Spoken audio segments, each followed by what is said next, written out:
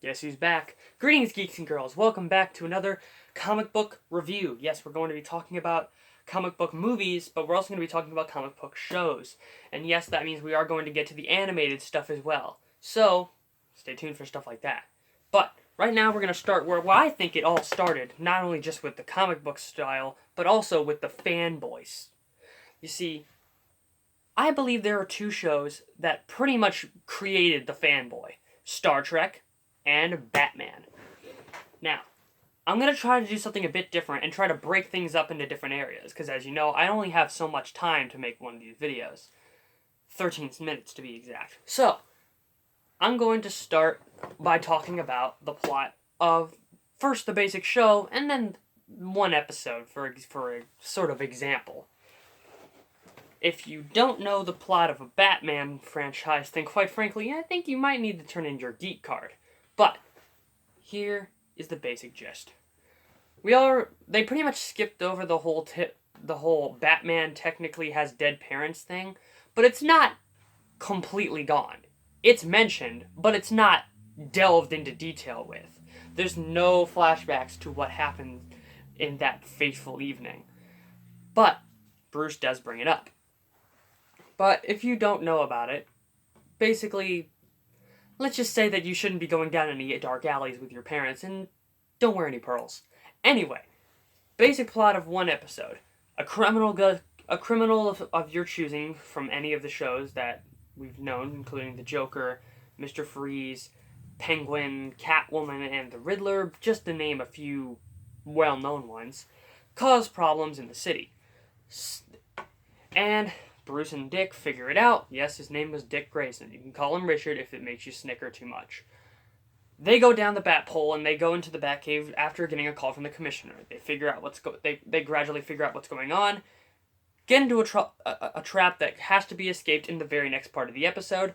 They escape. They figure out more of the plan. They finish it off with a big old fight scene. Put the criminal in jail. Go back and they end on a funny moment like a sitcom. It's pretty formulaic, but sometimes it can be different. Sometimes the stakes can be raised. Hell, there's been a few times where Bruce's secret identity was almost figured out. Excuse me. So that's the basic plot of one episode, and it can get a little formulaic. But the big thing to notice about this show is that it kind of has two halves. Silly and a crime-fighting show. They may not be on the same plane, but they are still in the same show. So, now that we've got through the plot, let's talk about the characters. Batman and Robin are interesting characters. Batman is not the dark, brooding loner that we all know him as. He calls Robin old chum for a reason, because that is technically his son. But the big thing to note is that, quite frankly, Batman is a superhero.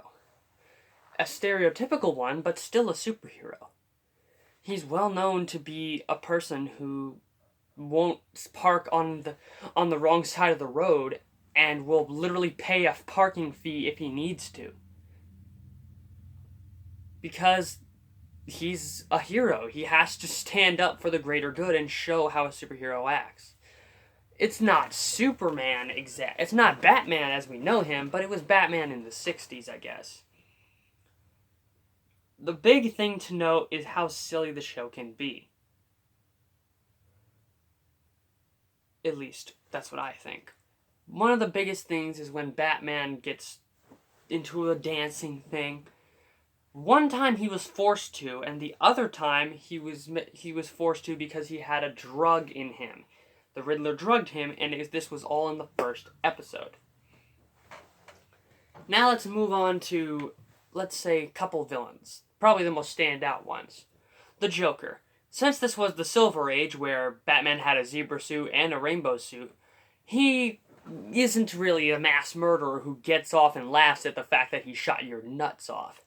He is the type of person who just wants money. That's all. Pretty two-dimensional, but Cesar Romero plays him in a very fun way to the point of where you kind of enjoy watching him. The Riddler, played by Frank Gorshin and a few other actors, one of them including the same person who played Gomez in the original Addams Family. But I'm going to stick with Frank Gorshin's version myself. You see, he's probably the smartest villain in the entire show. The only reason the Riddler acts the way he does is because, it's the 60s. This show is a comedy, kind of.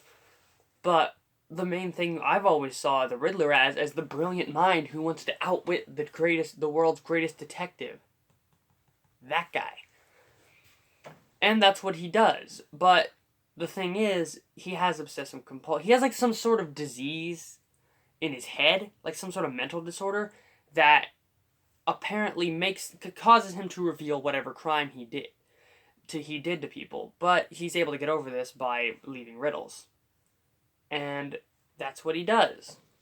And that's one of the two reasons why the Riddler is my favorite character. The main reason is because that he is always the one who's most interesting to watch. He's always the one who has the elaborate plan to trick the Dark Knight. Always. You can always tell right from the beginning of the episode, it's the Riddler who's up to something.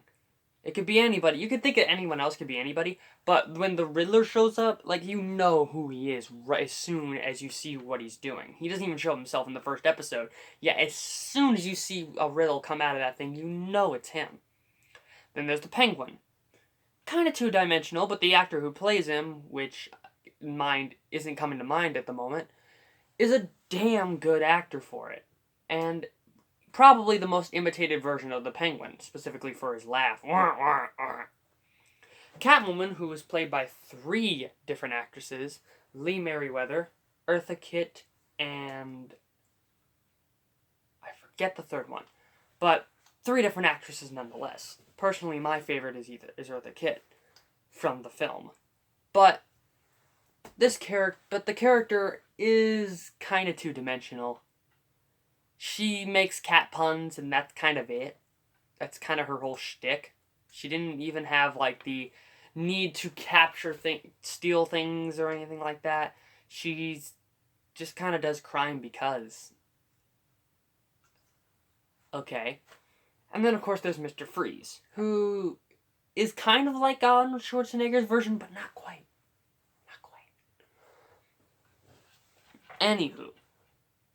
The biggest standout characters are always the main 2 dynamic trio. There's also Batgirl, who is okay, not incredibly stupid, not a bad person or anything, not like a not good character or anything. It's just that she's kind of has no purpose to be there. Sometimes she'll save the dynamic duo, but other than that, I don't see anything really needing for her. Maybe it's just the fact that I don't think that Catwoman ever had anything interesting about her until The Killing Joke. But that's just me. Now let's go to the final verdict of the show. The show's a comedy, and the show realizes this. It's campy for a reason. The silly surfing scenes and things like that are silly, but that's kind of the reason why that people liked it. It's only until Batman became darker with the Keaton films and the darker comic stories that people started to think, oh, Batman is the dark loner character. But he always wasn't like that, even back in his comic early days.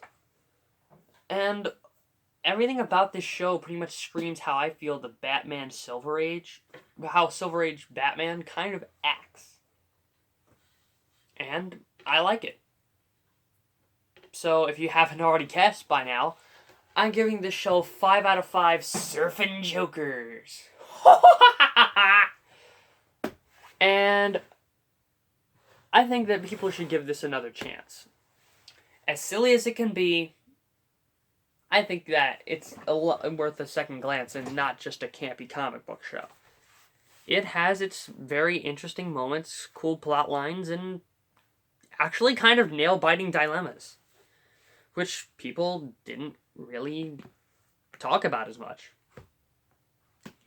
So, this is the new formula for our revamped series of what we're going to be doing. We're going to finish the DC, and then we're going to move into the next format.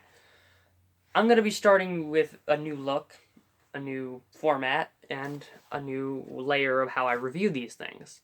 I figured that my older reviews were kind of boring, so I decided to liven things up a bit and talk about the plot, the characters, and then give my final verdict on the format.